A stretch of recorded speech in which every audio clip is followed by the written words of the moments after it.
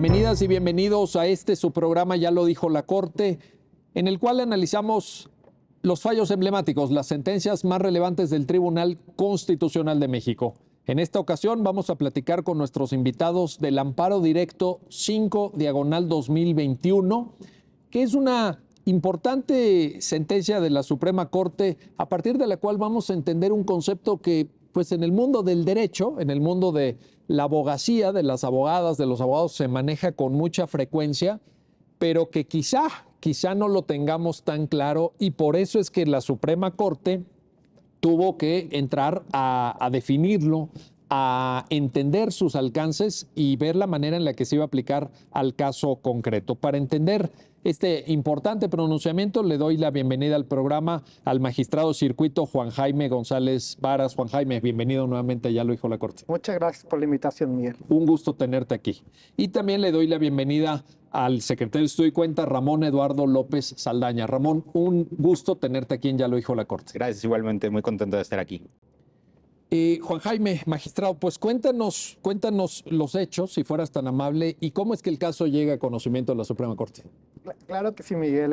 Voy a tratar de ser muy didáctico porque, dado que es un tema, como tú dijiste, un poco complicado, involucra también una secuela procesal de varios mecanismos de impugnación que están inmersos. Y para llegar al tema de la cosa juzgada refleja, que es el tema del programa, pues hay que ir desmenuzando todos los aspectos que se dieron en el camino.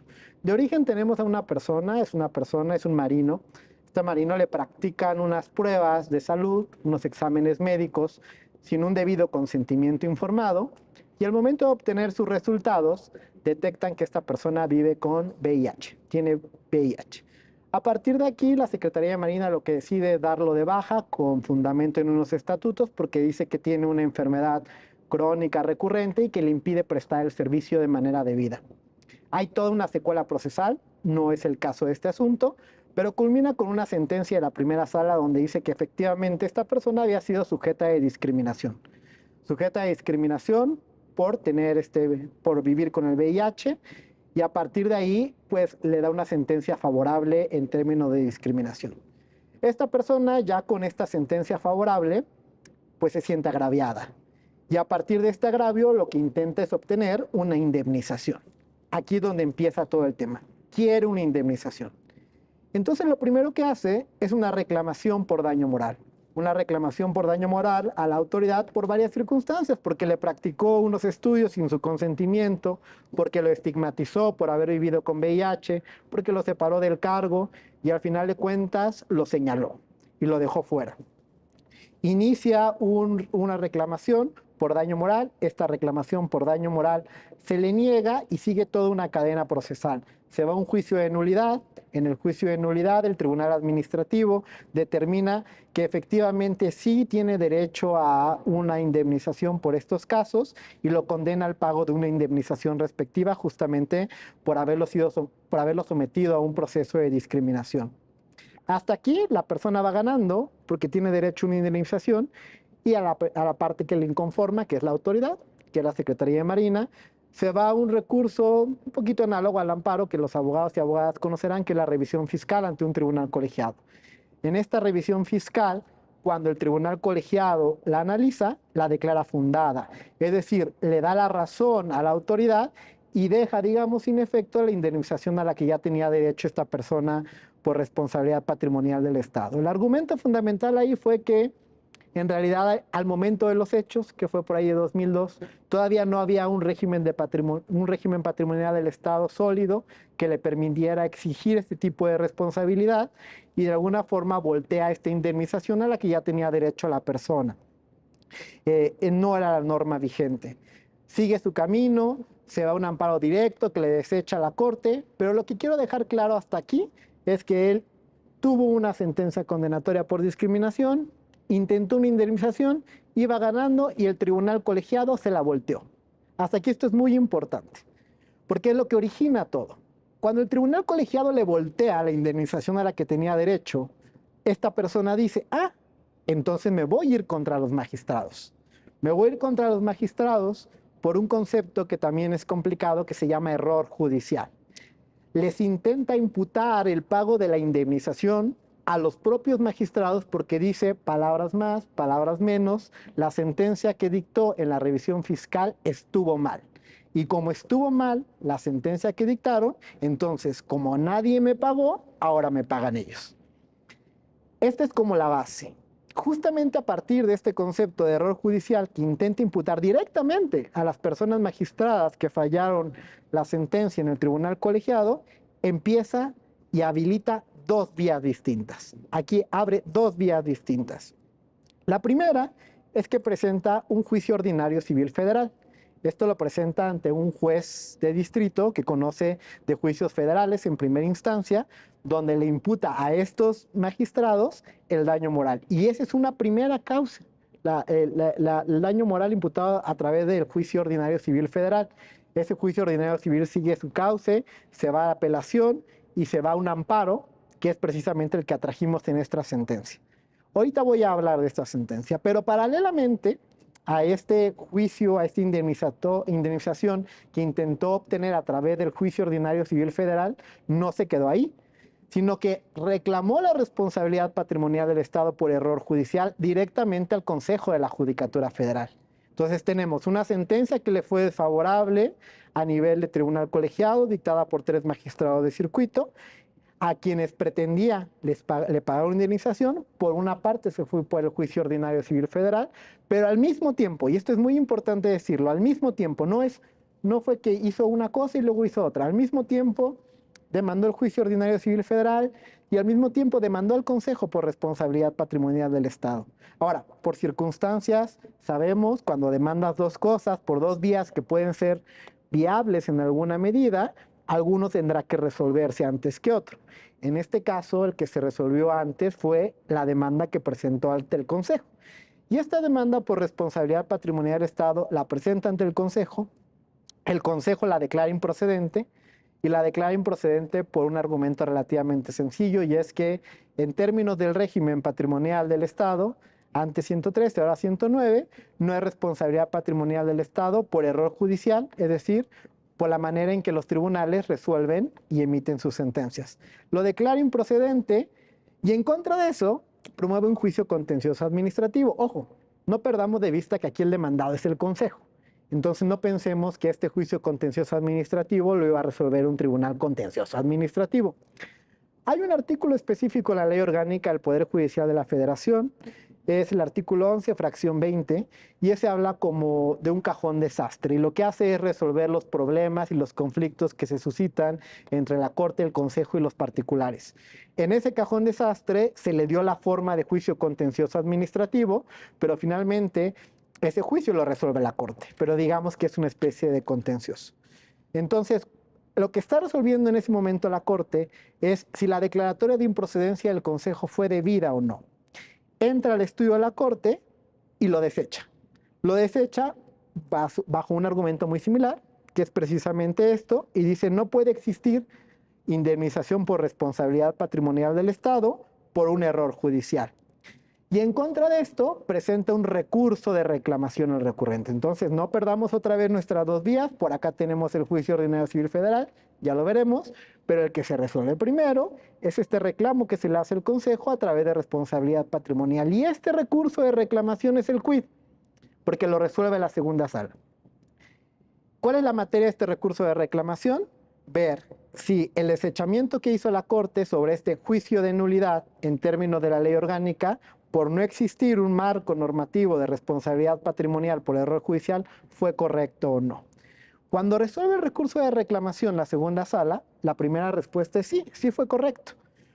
Pero al momento de decir que sí fue correcto, empieza a hacer todo un desarrollo de lo que entiende por responsabilidad patrimonial del Estado por error judicial. Y ella hace pronunciamientos concretos y muy puntuales, que son los que vamos a ver más adelante, cómo nos llegan a este tema, y tienen que ver con que el entendimiento convencional para la segunda sala, porque la primera no se metió en esto, para la segunda sala, en términos del artículo 10 de la Convención Americana de responsabilidad patrimonial del Estado, no alcanza al error judicial en estos términos, porque únicamente permite responsabilidad patrimonial del Estado en contra de sentencias definitivas, firmes y en materia penal. Y como esta no era una sentencia en materia penal, esta persona contaba con una sentencia en materia administrativa, que era la primera que habíamos visto. Básicamente lo que le dijo es, no podemos atener tu pretensión. Y básicamente, pues, lo hizo a un lado, no se dio cauce a la indemnización, pero muy importante decir, sí quedó juzgado, en verdad, y en el recurso de reclamación por la segunda sala, que ese artículo no le daba y que no se podía acoger de ninguna manera su pretensión en términos de responsabilidad patrimonial del Estado por error judicial, como le estaba diciendo. Cauce primero, que teníamos juicio ordinario civil federal, que se acuerdan que lo comenté, Sí.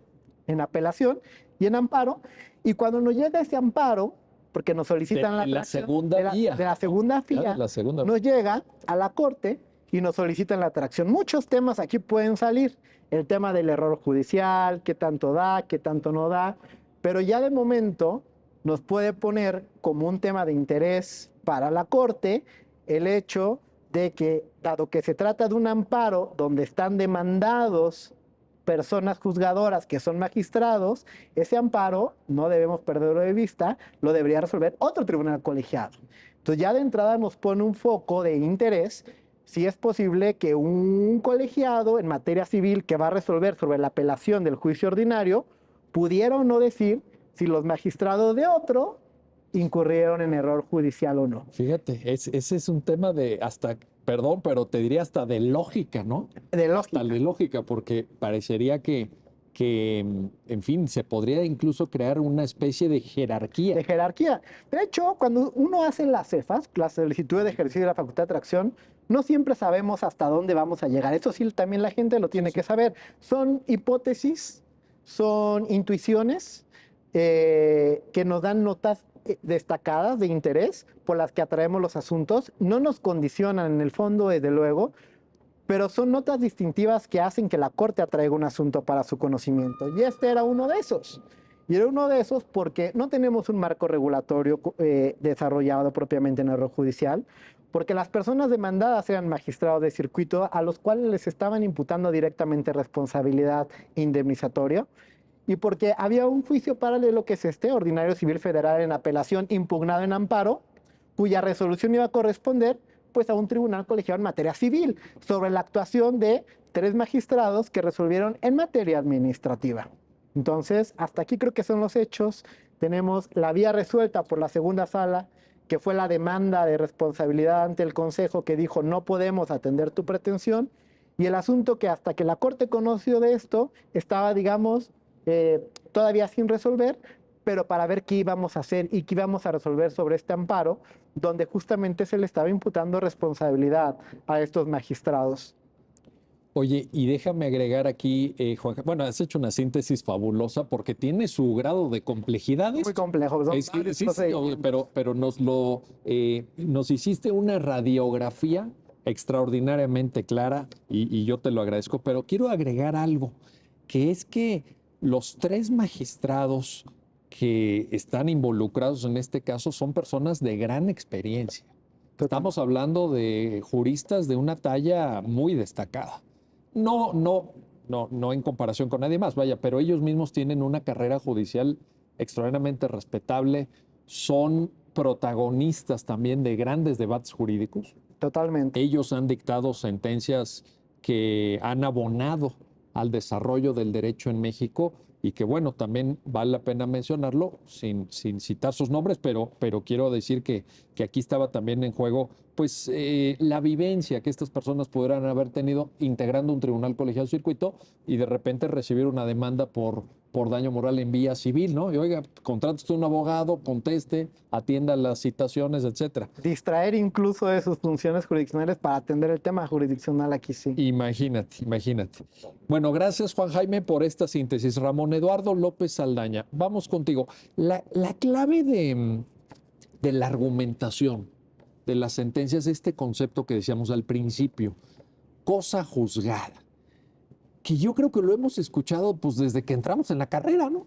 Es algo como muy común, casi como pacta sunt servanda, como, no sé, el derecho subjetivo, etcétera. Y aquí la sentencia, entrándole ya al concepto, pues lo que demuestra es que a lo mejor no sabíamos todo el alcance de la cosa juzgada o todas las modalidades de la cosa juzgada o qué requisitos se debían dar en un caso concreto para estar frente a una cosa juzgada. Un primer comentario, por favor. Sí, me parece que como bien lo dices, hablamos mucho de la cosa juzgada y realmente hacía mucho tiempo que no se emitió una sentencia que lo desmenuzara y que volviera a revisitar el tema para refrescar lo que sabemos. Entonces, de entrada a mí esta sentencia me parece súper valiosa. Ojalá se esté viendo en las escuelas de derecho, Ojalá. porque es una sentencia además sumamente didáctica respecto de qué es la cosa juzgada en su eficacia directa y en su eficacia refleja. Esa sería mi primera aproximación. Pero también tomar en cuenta que de dónde surge la cosa juzgada. Pues surge de la seguridad jurídica, que es un principio que rige el sistema de justicia en nuestro país, que está regulado en la constitución política del país y que la cosa juzgada es la figura que garantiza la seguridad jurídica en los procedimientos jurisdiccionales. Entonces es sumamente importante saber de qué se trata, de qué va, cuáles son sus alcances y cómo se acredita. Aquí, como bien lo dijo el magistrado, lo que tenemos es que la sala determinó negar el amparo a la persona quejosa, porque dijo, a ver, ¿sabes qué? Lo que tú estás reclamando ya lo había reclamado en otra vía y aquí se acredita una cosa juzgada, no en su efecto directo, sino en su efecto reflejo. Y aquí es de lo que voy a platicar. ¿Qué es lo que dice la sentencia y qué es lo que identifica? Primero, esto que te digo, ¿no? La cosa juzgada es una figura que garantiza la seguridad jurídica. Y tenemos dos tipos de cosa juzgada. La cosa juzgada en su directa y la cosa juzgada refleja. ¿Cuándo estamos frente a una cosa juzgada directa? Cuando hay una identidad entre el juicio que tenemos y otro diverso en tres aspectos: identidad en la cosa o el objeto de litigio, identidad en las causas e identidad en las personas con la misma calidad con la que participaron en ambos juicios. Si se acreditan estos elementos, es como un checklist. Tenemos dos juicios frente a nosotros. Vamos a revisar, ¿hay identidad en el objeto de litigio? ¿Están reclamando exactamente lo mismo? ¿Se está peleando lo mismo? ¿Sí o no? ¿Hay identidad en las causas? ¿Sí o no? ¿Hay identidad en las personas que están viniendo con la misma calidad? ¿Sí o no? Pero un punto fino es, ¿qué pasa si se acreditan dos de esos tres elementos? Podemos decir que puede haber dos litigios que no hay identidad en el objeto de litigio, pero sí hay identidad en las causas y sí hay identidad en la calidad de las personas. Pero lo decidido en ese juicio, en el juicio anterior, invariablemente impacta y resuelve el punto litigioso que tenemos en el segundo litigio. Y ese es el elemento que acredita la cosa juzgada en su efecto reflejo. Pero todas estas dos figuras nos llevan a proteger y a garantizar la seguridad jurídica, pero sobre todo a brindar confianza en el sistema jurídico, que lo decidido en un juicio no se pueda caer o no se pueda hacer inválido por lo decidido en otro y que se tengan sentencias contradictorias.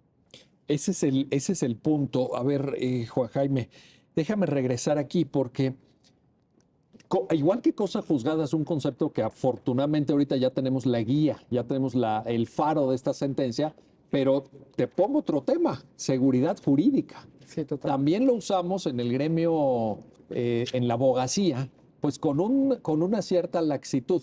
Y la sentencia me parece muy pedagógica, lo describía muy bien Ramón, en el sentido de advertir, a ver, aquí queremos entender cosa juzgada para favorecer ese gran valor de la seguridad jurídica, sobre todo para evitar sentencias contradictorias.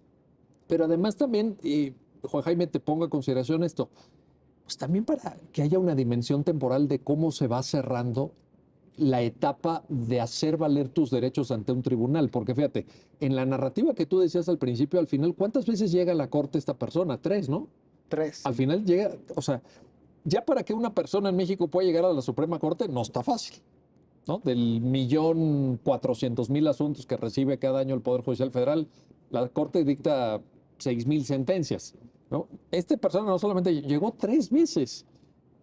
Uno pensaría, oye, por seguridad jurídica, pues debe haber un cierre de temporalidad, una dimensión en donde el tiempo en el que se resuelve un asunto lo fije, lo congele, por decirlo así. Un comentario. Sí, yo creo que la seguridad jurídica tiene muchas manifestaciones. en términos de temporalidad, por ejemplo, ¿no? Por ejemplo, tenemos prescripción, tenemos caducidad, tenemos otras figuras relacionadas que también nos ayudan. Particularmente tratándose de cosa juzgada, cuando hablamos de seguridad jurídica, a mí me gusta verlo como un principio de orden. No lo dice la sentencia, por cierto, Sí. pero es un principio de orden de litigio, que también tiene que ver con acceso a la justicia. No solo por la manera en que una persona va cerrando sus propias etapas, sino incluso las oportunidades que tiene para hacer valer sus pretensiones ante tribunales. La cosa juzgada directa que ya expuso Ramón, yo diría, pues en términos muy sencillos, que es a lo mejor la cosa juzgada obvia. ¿Y por qué digo que es la cosa juzgada obvia? Porque, por ejemplo, podemos pensar en términos de amparo contra leyes, pues que si una persona ya hizo valer la inconstitucionalidad de una norma ante un juez de distrito y ese juez de distrito ya le dijo que esa norma es constitucional, pues salvo algunas excepciones que no vamos a pormenorizar ahora, con a lo mejor frente al acto de aplicación específico, ya lo que se le dijo de esa norma, ya se le dijo, con independencia incluso de que varíen los argumentos. Si es la misma persona que está haciendo valer la inconstitucionalidad de una norma frente a un juez, eso ya se le dijo. Y entonces la cosa juzgada obvia es, por ejemplo, no puede ir esta persona 2 años después, o es más, presenta un amparo frente a un juez y ese juez ya le dijo y luego va y va frente a otro juez alegando la inconstitucionalidad de la misma norma a ver si a lo mejor en su entender le toca a un juez que le convenga. Entonces es la cosa juzgada obvia porque es la misma persona que está alegando a la inconstitucionalidad de una norma. Entonces es un principio de orden, es un principio también de mejores prácticas y de reflexión, porque las personas que acuden a la justicia, pues claro, es parte de que hagan valer todo lo que quieren hacer valer, pero también las dos partes tienen que optimizar que los recursos estén puestos de la mejor manera posible para que la justicia sea implementada.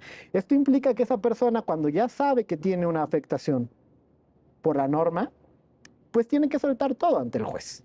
No puede andar jugando una y otra vez. Entonces, lo que ya se le dijo frente a una norma es cosa juzgada y es una cosa juzgada directa, porque es la misma persona frente a la misma norma, frente a la misma autoridad, aunque variemos el juez, pero que está haciendo valer la inconstitucionalidad. Es como si buscaras una segunda oportunidad, pero respecto de exactamente lo mismo. Es una segunda oportunidad respecto de exactamente lo mismo.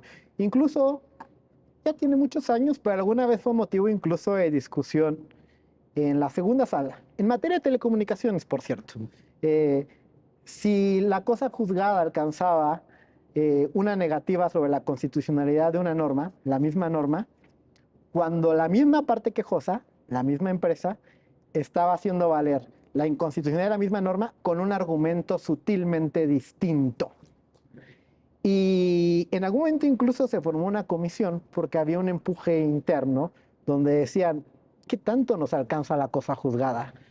¿Ya trae una negativa sobre la norma? Sí. Es decir, ¿hay identidad de parte? Sí. ¿Hay identidad de parte demandada? Sí. ¿Es la misma vía? Sí. ¿Es la misma norma? Sí. ¿Trae una sentencia definitiva? Sí. En negativa. Pero metió otro argumento, ¿no? ¿Eso es cosa juzgada? La respuesta de la Corte fue que sí. La respuesta de la Corte fue que sí.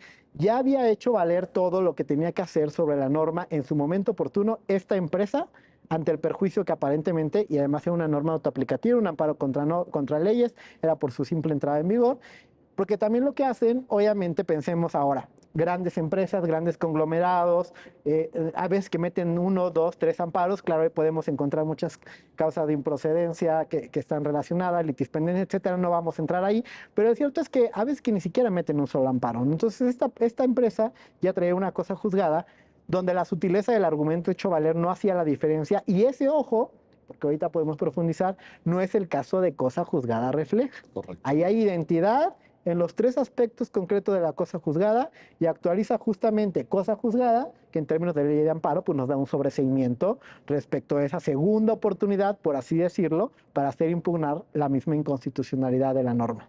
Pero, a ver, entonces ya tenemos claro ese concepto, lo acabas de explicar con meridiana claridad. ¿Por qué es importante en la construcción argumentativa de la sentencia, digamos, la segunda columna vertebral o la segunda pata en la que se apoya la argumentación de la sentencia es, bueno, ya dejamos claro que es cosa juzgada, ahora vámonos a cosa juzgada refleja? ¿Por qué? Esto tiene que ver también con seguridad jurídica, pero porque ya se varían muchas circunstancias dentro del, digamos, las posibilidades de litigio y de vías y de partes involucradas.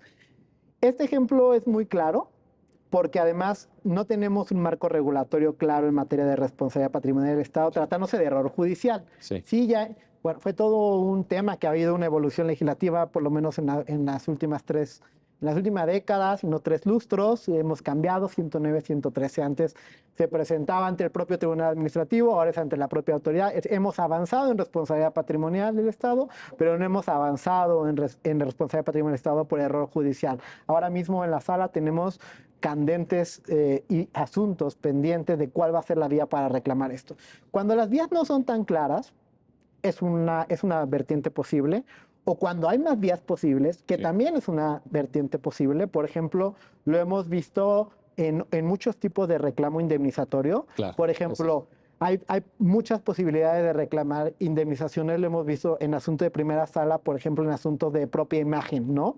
Lo está reclamando como un asunto de daño moral o lo estás reclamando como una indemnizatoria que deriva de la ley de derecho de autor por el uso de tu imagen. Ambas vías son posibles y a lo mejor la pretensión puede ser la misma.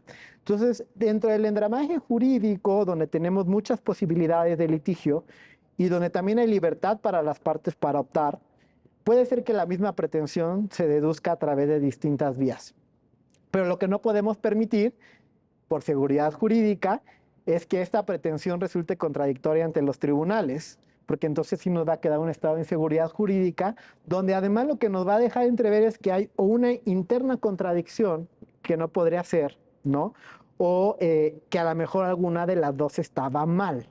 Entonces lo que hay que buscar es la unidad en las resoluciones jurisdiccionales a través de las vías intentadas. Esto también es un principio de orden y un principio de seguridad jurídica.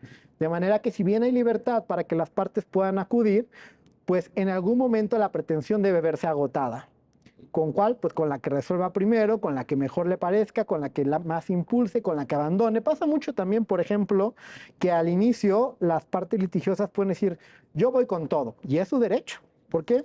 Yo siempre lo he dicho, a diferencia de la parte jurisdiccional donde el juez recibe y tenemos que concentrarnos en dar la mejor respuesta posible conforme a derecho, la parte del litigante, yo siempre he dicho que es muy emocionante porque es la carta Santa Claus. Nadie los tiene por qué limitar, ¿no? Y entonces es muy posible que emitan y es muy su derecho y todo. Pero en algún momento esto debe parar, debe terminar con una resolución sobre la pretensión iniciada.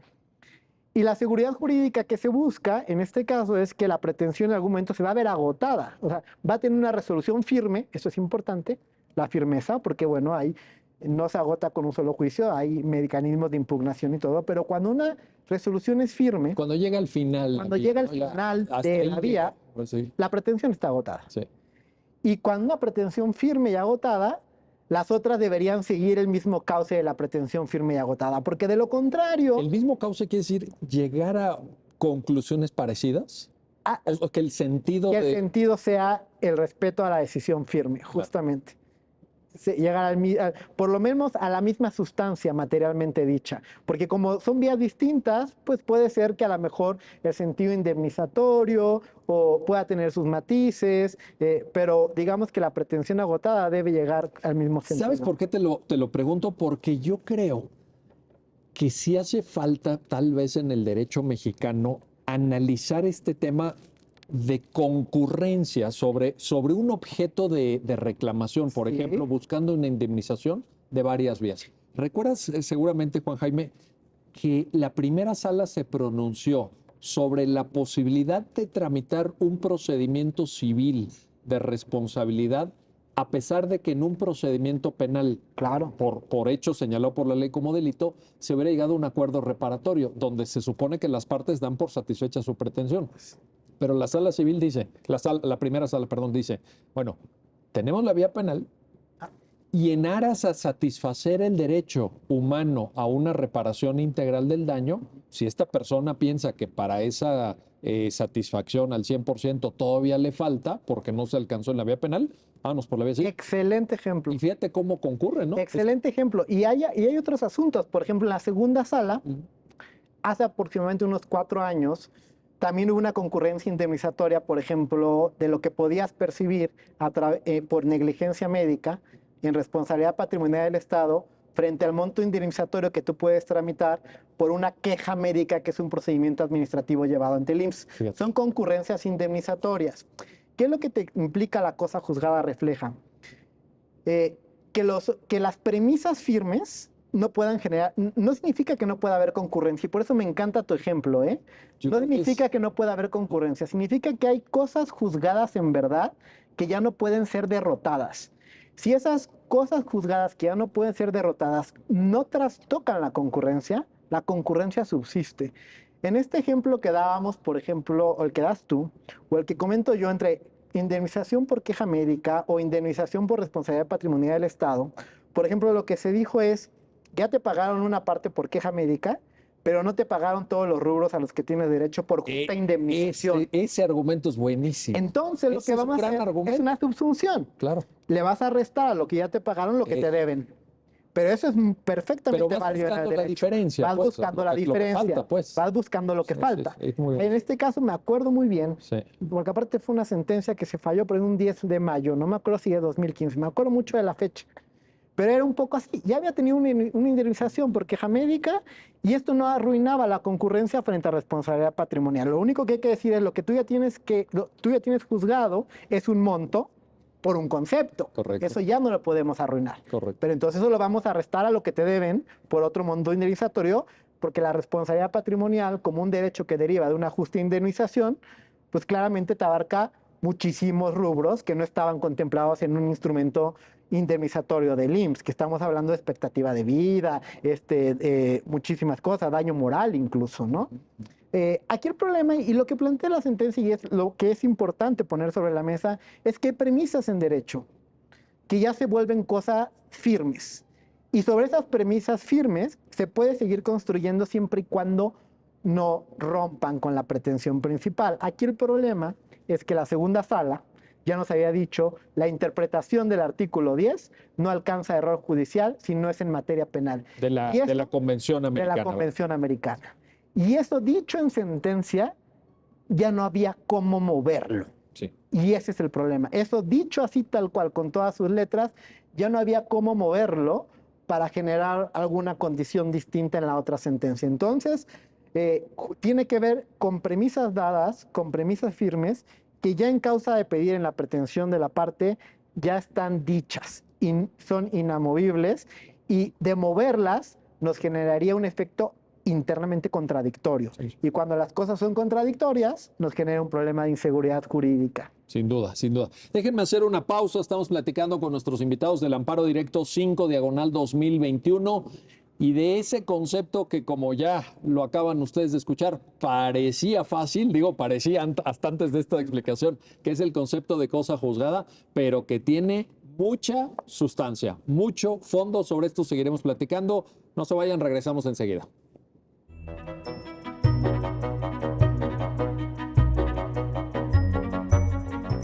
Ya estamos de vuelta, ya estamos de regreso en su programa, ya lo dijo la Corte. Estamos platicando del Amparo Directo 5/2021 con nuestros invitados y quiero regresar contigo, Ramón Eduardo López Saldaña, porque Juan Jaime decía algo muy importante. Está en el fondo, en el contexto, inevitablemente, de la sentencia. Y creo que es un gran pendiente de reflexión, el error judicial. Citaba Juan Jaime ese artículo 10 de la Convención Americana sobre Derechos Humanos, el Pacto San José, y ahí tenemos una lectura acotada en cuanto a que el error judicial es por sentencias de carácter condenatorio en materia penal y que tengan firmeza. Pero ¿no te parece, y aquí viene la pregunta, Ramón, que todavía tenemos ventanas de reflexión no exploradas? Tenemos vías de oportunidad para entrar más a fondo al tema del error judicial, porque si estamos configurando una responsabilidad patrimonial del Estado, que también, por cierto, eso lo apunto coyunturalmente, nos hace falta responsabilidad legislativa. En otros países ya yo creo que le estás dando al punto. Hace falta esa responsabilidad legislativa. Hace falta, no lo hemos visto, pero partiendo del concepto de error judicial, Ramón, ¿Le ves ahí un área de oportunidad o no? ¿O nos quedamos con lo que el artículo 10 señala? Yo creo que, a ver, si vemos cuál es el propósito del artículo 10 y la protección del error judicial, y lo que se busca proteger a través del error judicial es un valor de suma importancia y que es la libertad de las personas. A partir de ahí es donde los juzgadores, especialmente en materia penal, tienen una obligación especial de qué es lo que están estudiando, qué es lo que están resolviendo y que resuelvan solo conforme a derecho. Entonces, si vemos esa cuestión, me parece justificado que esté limitado al derecho penal, porque es lo que están protegiendo. Entiendo perfectamente que nos puede generar suspicacias, que nos puede generar áreas de oportunidad, pero también como lo decía el magistrado, a ver, está el artículo 10 de la Convención y el legislador nos ha hecho cargo de desarrollar esa obligación que tiene el Estado mexicano frente a la Convención. O sea, ni siquiera eso. No tenemos un marco Bueno, regulatorio. para empezar, entonces. Y aquí también, y esto es sumamente importante, ¿por qué? Porque los juzgadores también deben sentirse en libertad de resolver conforme a su leal y saber entender. Sí, sí. Y si te van a establecer una responsabilidad frente a lo que tú estés resolviendo, tiene que estar delimitado claramente, taxativo, en reserva de ley, para efecto de que sepan realmente cuáles son las cuestiones por las cuales se les pudiera imputar. Decir, ok, tienes libertad para resolver. Tú resuelve el caso conforme a tu leal y saber entender, conforme a las constancias, conforme al derecho, conforme a la jurisprudencia. Pero ojo, tienes que estar presente y tener presente estas cuestiones que te pueden llevar a generar un problema y que te van a generar una responsabilidad frente al justiciable. Oye, nada más ahí, estamos hablando de responsabilidad patrimonial por error judicial, Por porque error también judicial. ahí había una demanda de daño moral por vía civil. Por vía civil. En donde, fíjate, esta persona estaba buscando que ellos en lo individual respondieran con su propio patrimonio. Y justamente es algo que incide en la independencia judicial. No, ahí sí, Y ahí sí. ¿qué es lo que te Es dice un el tema. principio de independencia judicial? Que resuelvas conforme a lo que es y no conforme a influencias extrañas al derecho. Y eso también es sumamente delicado. Por eso, desde mi punto de vista, ahorita y conforme al desarrollo jurisprudencial, que nos quedemos en materia penal, a mí me parece correcto. Ahora, pero verías ahí que todavía en ese punto concreto que planteas, hay cosas que el Estado mexicano tiene que hacer Por supuesto. y que no ha hecho. Y si lo van a hacer, que lo hagan. Y que se discuta, y que se legisle, y que se platique, y que se desarrolle. Es que se que le ese ya piense. sería un gran paso, Ramón. ¿Estás de acuerdo? Por ¿No? supuesto, porque le va a dar seguridad tanto a los juzgadores como también le va a dar seguridad a los justiciables frente a qué le pueden exigir a sus juzgadores y la calidad de la impartición de justicia. Hijo, estás tocando un tema medular. Que Juan ahora Jaime, aprovecho el por comercial, favor. te interrumpí como siempre. No, pero por favor, claro que sí. Pero es que está muy interesante y Sí. quiero aprovechar el comercial porque va a ser tu próximo programa. yo creo. Eso, ojalá. Tenemos listado en la sala y llevamos por lo menos 3 sesiones donde no nos hemos puesto de acuerdo. Amparo directo 35-2022. 35-2022 lo trajimos en la CEFA 421-2022. Y a la fecha seguimos discutiendo qué forma le vamos a dar al error judicial y cuál es la vía para reclamarlo. O sea, traes fresco el tema, Juan Jaime. Y no se ha podido resolver, no se ha podido resolver, esto sí es apreciación absolutamente personal, por una falta de habilitación legislativa. Es decir, hay opiniones encontradas, o por mucho que le podamos dar a lo mejor un alcance extensivo al artículo 10 de la Convención Americana, en términos del artículo 1 de la Constitución, en relación con el 109 de la Constitución Política del país, al final surgen tantas preguntas que no las podemos poner en sentencia al grado de casi habilitar una vía que no sabemos cuál es. Pero ahí es donde cobra mucho sentido el comentario de Ramón. Totalmente. Porque ¿quién es el demandado? El consejo, responde el consejo, vamos a distraer a los magistrados, ¿quién va a responder? O sea, ¿quién va a responder estas demandas? ¿Con base en qué? ¿Con base en procedimientos administrativos resueltos por el propio consejo? ¿En qué es un error judicial? O bueno, una Bueno, serie. para empezar, fíjate. ¿No? O sea, ¿qué es un error judicial? ¿Dónde podemos decir que un error judicial? A partir a lo mejor de un procedimiento de responsabilidad administrativa fundado por el consejo, o tiene que ver un error judicial únicamente por una sentencia que haya sido revocada por una superior, etcétera, etcétera, etcétera. Entonces, el tema está candente. Y cuando se resuelva pues lo tendrás en un próximo programa. Ojalá, porque pero y estoy los totalmente de invitamos para esta discusión. Ahora, pero fíjate, al final del día, lo que estamos planteando también, Juan Jaime, y es importante el ejemplo que nos pones, es la necesidad de configurar un Estado que acepte que en la impartición de justicia la gente se puede equivocar, que puede haber cuestiones, decía Ramón, bueno, conforme a su leal saber y entender. Sí, conforme a ese leal saber y entender, también puede haber errores. Claro. No estamos hablando de corrupción, no estamos hablando de prevaricato, estamos hablando de criterios. Incluso en esta mesa puede haber criterios diferentes sobre un mismo tema. Claro. Puede haber una votación dividida en un tribunal colegiado. Claro, te pongo otro ejemplo, por ejemplo. Tú sabes que las sentencias en materia penal tienen un plazo de 8 años para apelarse en amparo directo, Sí. ¿no? Antes además ni siquiera había plazo, ahora tenemos un plazo de 8 años. ¿Sabemos cuánto pueden cambiar los criterios penales en 8 Claro. años? Qué buen ejemplo. Imaginemos una Qué buen sentencia que ejemplo. se dictó hace 8 años.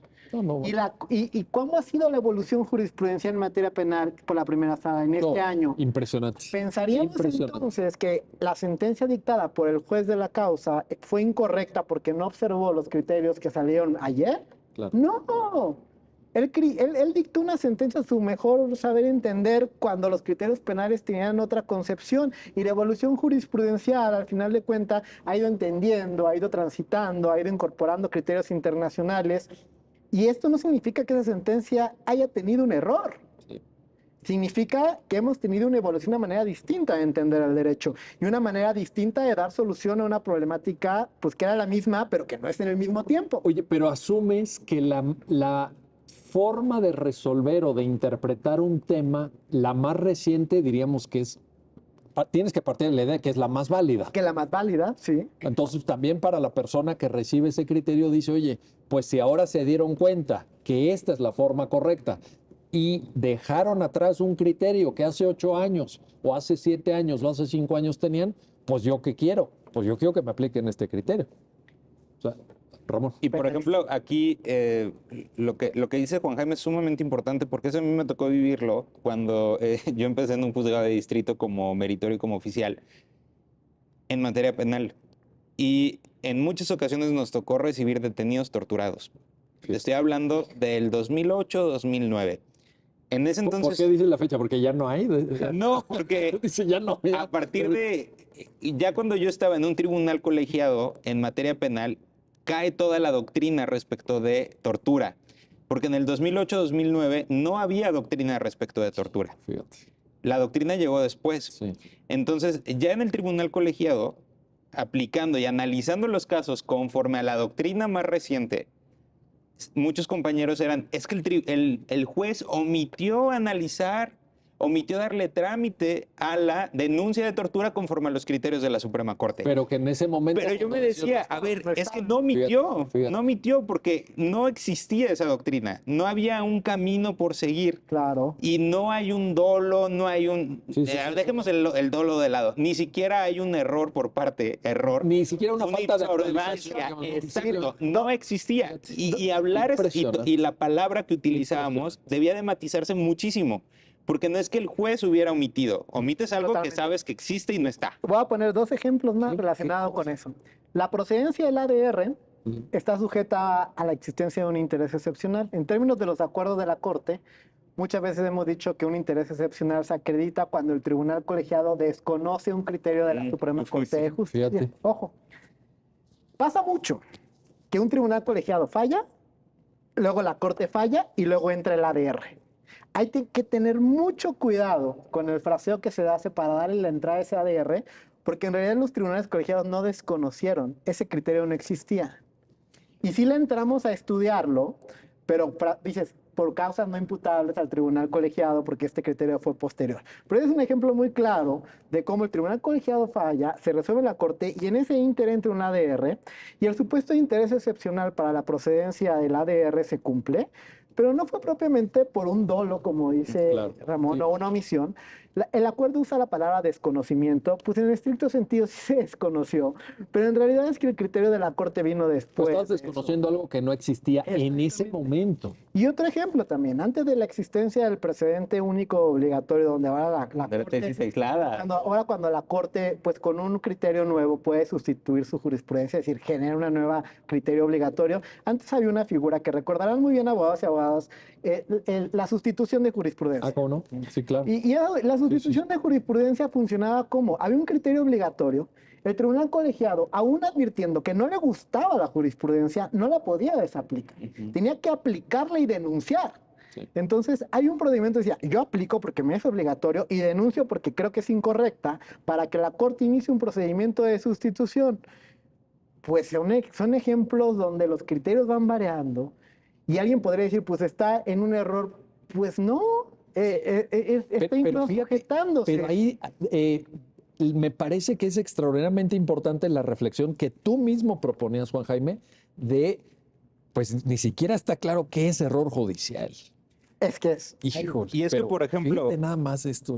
esto del desconocimiento de la jurisprudencia, también se tiene mucho cuidado en la sala porque el resolver contra un criterio establecido por la Suprema Corte es una causa de responsabilidad administrativa Sí. frente al Consejo de la Judicatura. Sí, y ya algún ejemplo por ahí tuvimos preocupante. Entonces, este punto es bien importante. Están llegando ahorita muchos en materia penal. Había muchas dudas respecto de la sentencia de segunda instancia. ¿Se tiene que dictar forzosamente de manera oral?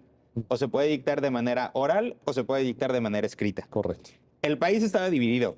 Había unos tribunales colegiados que estaban concediendo el amparo porque consideraban que se tenía que dictar forzosamente de manera oral. Y otros decían, se dictó de manera escrita, no hay problema. La Corte resuelve y dice, puede ser de manera oral y puede ser de manera escrita. Están llegando ahorita amparos directos en revisión en los que los quejosos alegan, todavía bajo un entendimiento de no actualizado a la luz de la jurisprudencia, que se vulneró su derecho al debido proceso. ¿Por qué? Porque se le dictó su sentencia de segunda instancia de manera escrita cuando debe de haber sido de manera oral. Y aquí lo que establecemos, o sentido inverso también, tenemos de los dos lados. Y lo que establecemos es, bueno, a ver, esto se acaba de resolver hace 2-3 meses. Claro. Entonces, no es que el tribunal colegiado haya inobservado el criterio de la Suprema Corte. Simplemente ese criterio no existía y ahorita ya está y ponemos orden y que se resuelva conforme a este momento. Pero precisamente, ¿qué es el error y hasta dónde nos va a poder llegar? El desconocimiento de una jurisprudencia solo te va a llevar al error. Nos metemos en un problemón en asuntos como este o en supuestos como este. Y otros ejemplos que podríamos poner. Juan Jaime, cuéntenos, nos contaste al inicio del programa cómo el caso surge, esta complejidad procesal que sistematizaste de una manera espectacular, pero cuéntanos el final. ¿Cómo termina entonces? ¿Qué le dice la Corte a esta persona ya en su tercera visita? Es su tercera visita. Al final la Corte, pues, claramente es un amparo directo que trajimos, entonces conceptos de violación, pues pueden imaginar todos los que tienen que ver con el pago de su indemnización. Es decir, insiste en que se le pague, que hubo error judicial, etc. Pero la Corte encontró de manera oficiosa una inoperancia y esta inoperancia justamente se construyó a partir del concepto que ahora tenemos de cosa juzgada refleja. Lo que se le dijo a esta persona es, tú ya intentaste, por una vía, incluso ante la misma Corte, aunque otra sala distinta, obtener esta indemnización por los mismos hechos.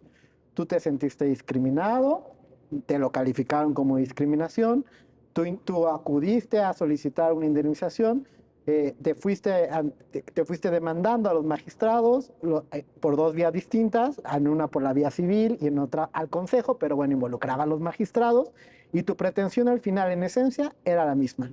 O sea, tu causa, en esencia, era alegar un error judicial y que por ese error judicial imputable a los magistrados se te pagará la indemnización correspondiente en concepto de responsabilidad patrimonial. El fondo era ese, ¿no? Ese era el fondo. Sí, sí. Como tú lo intentaste, eso era.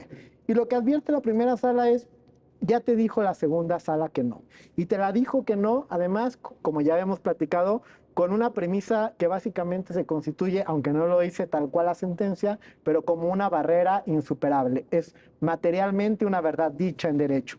Y la verdad dicha en derecho en la sentencia es que en términos de los fundamentos que tú pusiste, el artículo 10 de la Convención Americana sobre intentar esta indemnización por responsabilidad patrimonial, no procede. Y no procede porque únicamente proceden de sentencias definitivas en materia penal y todo el origen de tu asunto no proviene de ahí. Es muy importante decir que la primera sala ya no analizó el error judicial, ni error si se podía o Sí, no. sí, sí. No hay un pronunciamiento de la primera sala sobre esos alcances, por eso tenemos el tema pendiente. Sí, sí. Lo que hizo la primera sala fue atender a esta seguridad jurídica, a este principio que yo he dicho de orden y respetar la verdad dicha por la otra sala. De manera que si ya está eso firme, esta sentencia no podrá llegar a otro término, sino decir, como ya te lo dijeron, todo lo que tú digas no te puede deparar un mayor beneficio y yo no lo puedo desconocer. Aparte son salas que están jerárquicamente iguales, entonces yo no lo puedo desconocer, entonces son inoperantes todo lo que tú dices porque ya te dijeron que no procede tu indemnización. A esto se le llama cosa juzgada refleja, porque justamente aunque era la misma persona que pedía lo mismo, pues el objeto, la cosa demandada era distinta porque provenía de dos vías De otra vía distintas. procesal. Una era este llamado juicio contencioso administrativo raro que le digo que se tramita en términos de la ley orgánica y lo otro era un juicio ordinario civil federal en apelación demandado en amparo. Ahí está la cuestión. Juan Jaime González Varas, Ramón Eduardo López Saldaña, gracias. Gracias a ambos por darnos a entender esta importante sentencia de la Suprema Corte de Justicia de la Nación. Y gracias a usted por habernos acompañado en su programa Ya lo dijo la Corte, en el cual analizamos los fallos emblemáticos, las sentencias más relevantes del Tribunal Constitucional de México. Hasta pronto.